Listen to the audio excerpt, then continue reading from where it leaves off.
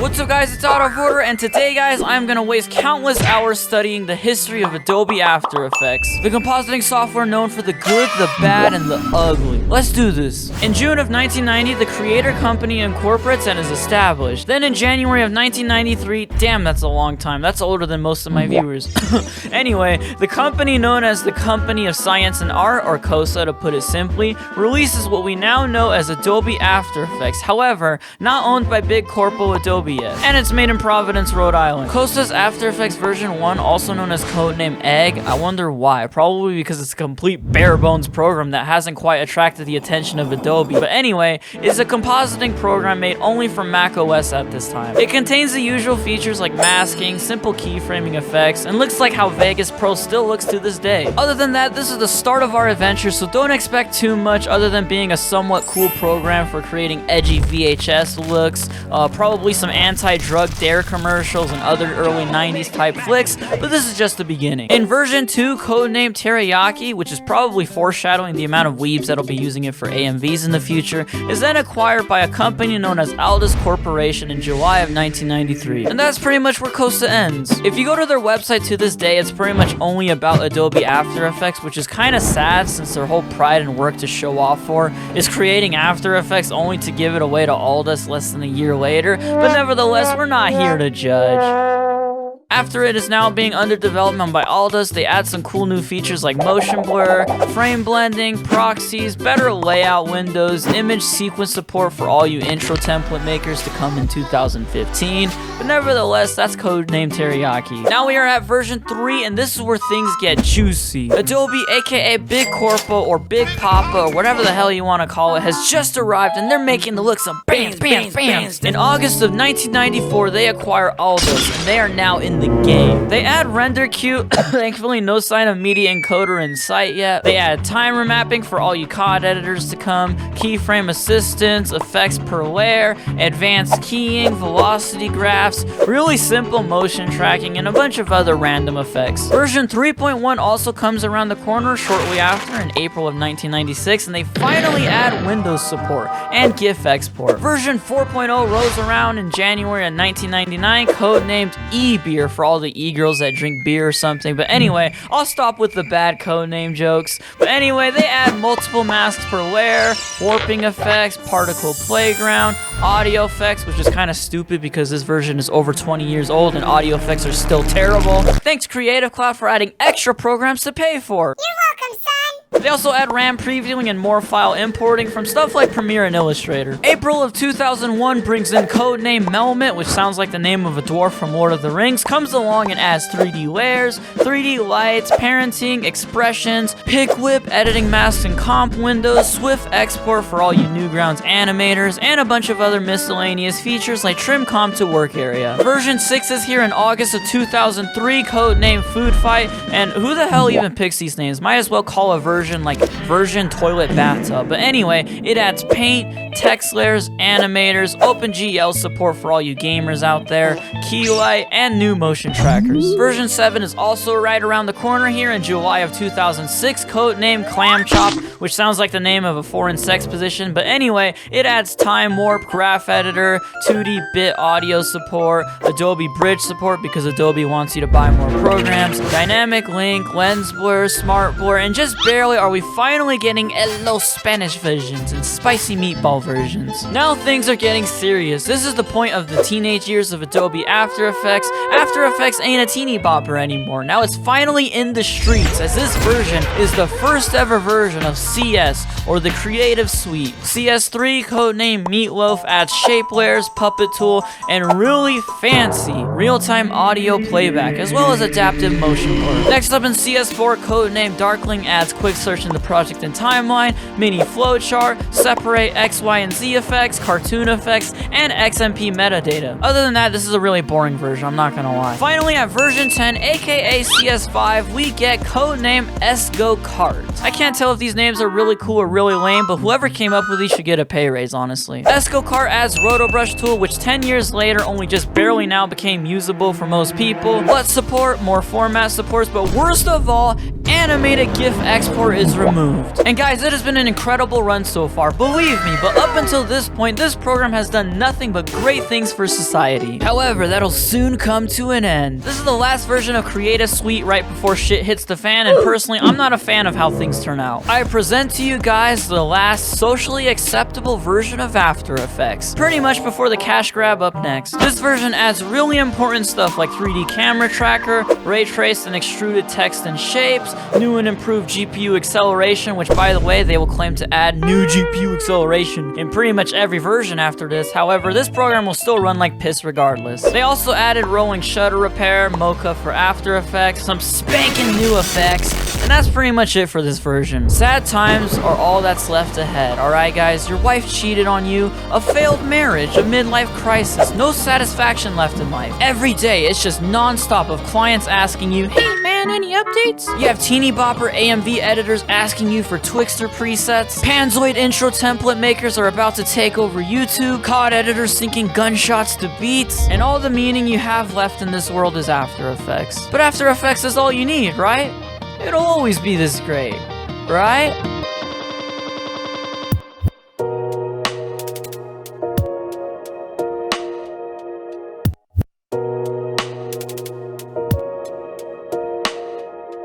On June 17th of 2003, Adobe releases After Effects, the Creative Cloud version. This is the main version a majority of editors I know started off with. Monthly subscriptions are already the new norm, and a majority of the program is already getting revamped throughout these next few versions. However, it is still built on its core coding and root sources from many, many years ago, so performance will probably always be trash, but nevertheless, this version adds warp stabilizer, refine edge tool, Cineware integration, and some other cool stuff. June 18, 2014, Adobe Creative Cloud 2014 is released, codenamed Goatmeal Style. Adds new features like the ability to import Sony RAW footage, a bunch of other cool formats, some advanced spill suppressor effects, and on September 7, 13.1 comes out, adding more support for GoPro codecs and supports and updates to Cineware 2.0.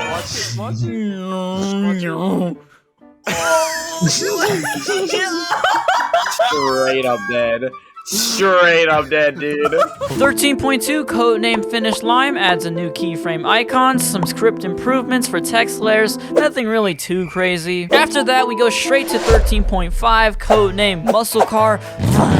This version adds support for Adobe's character animator program, which I'll be honest, does anyone actually even use this thing? I mean, I've met thousands of editors by now, but I've never actually met anyone who unironically uses this program. Anyway, it also adds support and updates for more Cineware stuff as well. Next version, 13.6, codename Current Time, adds something I'm pretty sure everyone is familiar with, but if you're a pirate, you probably never use this. But nevertheless, this version adds Lumetri colors. After this, we're at version 13.7, which adds OpenGL rendering, however, it is still quite terrible to this day. 13.8 adds GPU acceleration for effects like Lumetri color, Gaussian blur, sharpen, and some other small improvements to playback. On November 2nd of 2016, Creative Cloud 2017 is released, codenamed Codfather. This version adds Creative Cloud team support, real-time playback of unaltered source media as stated on their wiki. However, this is only true if your footage is 240p and 10 FPS. But nevertheless, this version also adds better UI Retina support,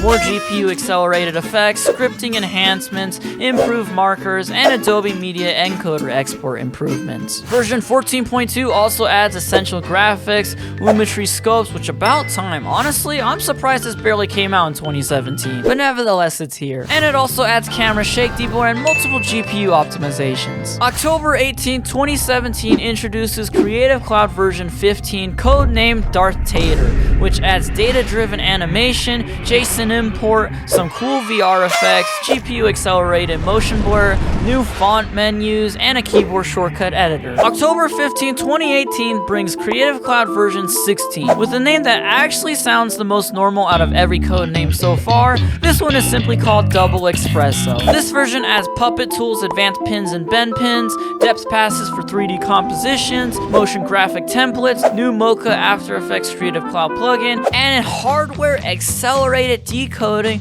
of H.264 and Hevka. on Mac OS. 16.1 actually adds a really great feature that I really enjoy and actually think works well, which is content-aware fill. I mean, it actually works surprisingly better than you'd expect. I mean, have y'all seen RotoBrush? Quality, also known as version 17, released on January 24th of 2020, adds more preview and playback performance. But then again, it's probably not much of a difference because this is After Effects we're talking about. There's some text enhancements, expression improvements, and video and content-aware improvements. 17.5 releases on October 20th, codename Quarantuna? I mean, it's not the worst name to come out. Honestly, if I was in charge of making the code names, I would probably make it like codename Co-Video or something. But anyway, this version simply releases RotoBrush 2. RotoBrush 1 was pretty much a waste of time and money since it was pretty much unusable 99% of the time. RotoBrush 2, while it still isn't really that good or insane, it is still acceptable to say the least. March 10th of 2021 introduces version 18. This version just adds some simple stuff like more motion graphics templates and essential graphics properties, real-time 3D draft preview, improved composition toolbar, and some team projects performance improvements. Version 18.1, 18.2, and 18.4 is all just bug fixes. And after all these bug fixes, Adobe is like, screw it.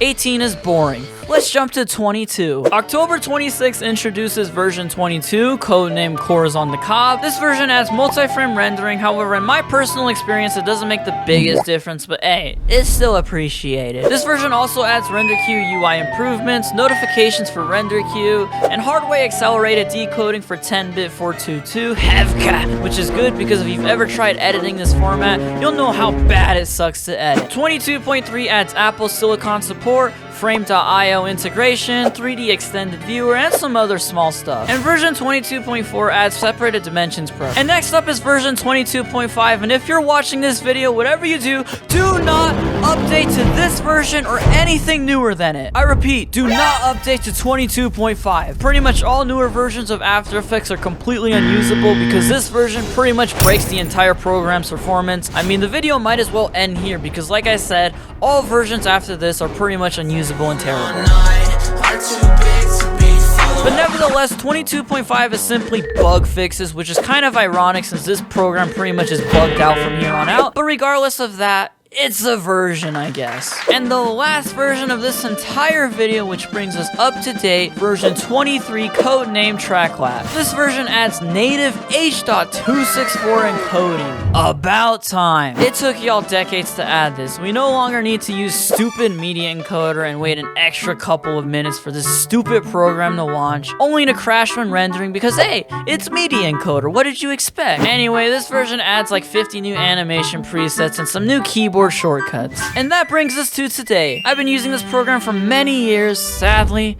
I know. I really need to switch to something better, but honestly, I'm just too lazy to learn a new program. If you found this video informative, entertaining, or extremely cringe and disgusting to watch, feel free to hit the like button and subscribe so you don't miss any more of it. I'll probably do another video like this for Photoshop, maybe DaVinci Resolve or Vegas Pro, but definitely not Premiere Pro, so don't even ask. My Instagram, Twitter, and Discord are all in the description down below, as well as my editing pack, so if you want to buy my presets, project files, overlays, and other assets and tools I use, be sure to check it out. It really supports the channel. Once again, thank you guys so much for watching the video. I really hope you enjoyed it, and I'll catch you guys in the next one, boys.